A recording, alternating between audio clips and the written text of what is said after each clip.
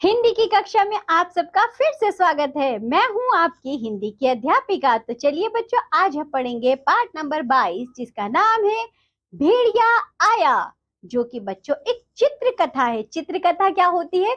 इसमें बच्चों हमें साथ में चित्र भी दिए गए हैं। जो चित्र दिया गया है वैसा ही लिखा भी होगा, तो हम चित्रों के माध्यम से भी समझ सकते हैं कि ये कथा क्या कहना चाहती है।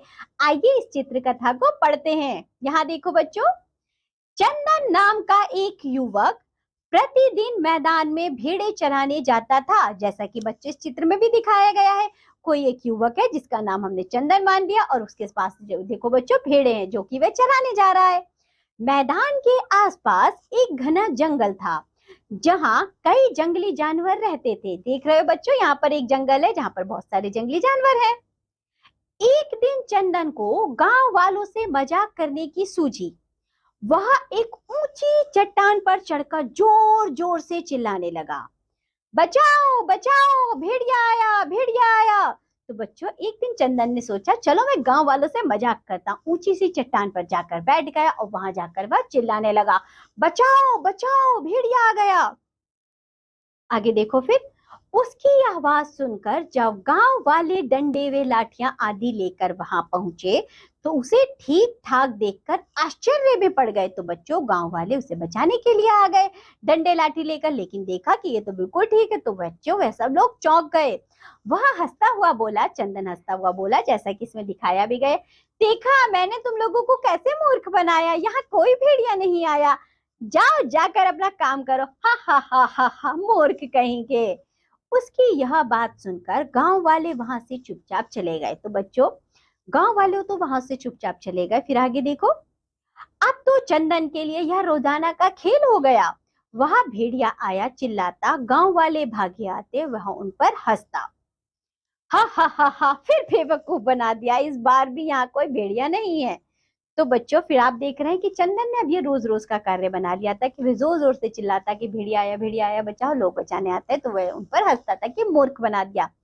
अब उसकी यह रोजाना की हरकत देखकर गांव वाले भी गुस्सा होने लगे। उन्होंने तय किया, अब चंदन कितनी भी बार चिल्लाए, हम लोग उसकी सहायता के लिए नहीं जाने वाले। ठीक कहते हो भैया। तो बच्चों, सबने मिलकर मीटिंग की और ये तय किया कि अब चंदन कितना भी चिल्लाता रहे, हम लोग मिलकर नहीं जाएंगे। ठीक है। अब देखो क्या हुआ है बच्चों, एक दिन अचानक एक भेड़िया पास के जंगल से निकलकर मैदान में आ गया। आते ही उसने चंदन की भेड़ों पर हमला बोल दिया। यह देखकर चंदन घबरा गया और चिल्लाने लगा, बचाओ बचाओ, भेड़िया मेरी सारी भेड़ें खा जाएगा, बचाओ बचाओ।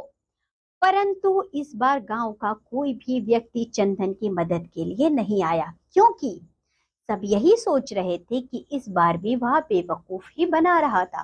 तो बच्चों, इस बार सच में भेड़िया आ गया और चंदन की भेड़ों को खाने लगा, उन पर हमला बोल दिया। तो बच्चों, चंदन घबरा गया और सच में चिल्लाने लगा, लेकिन वह उसका रोज का कार्य हो गया था, इसलिए कोई भी उसे बचाने के लिए नहीं आया। थोड़ी ही देर में भेड़िया कई भेड़ों को मारकर खा गया और वापस जंगल में चला गया। बाद में गांव वालों के पास पहुंचकर चंदन ने उनके साथ किए गए झूठे मजाक के लिए माफी मांगी।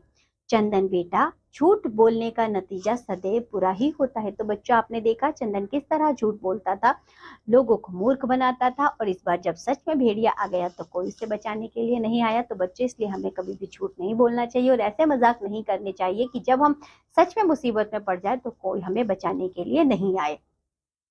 तो ठीक है बच्चों, इस कहानी से हमें यही शिक्षा मिलती है। ये पाठ होता है यहाँ पर समाप्त। इससे हमें बहुत अच्छी शिक्षा मिली है कि हमें कभी झूठ नहीं बोलना चाहिए।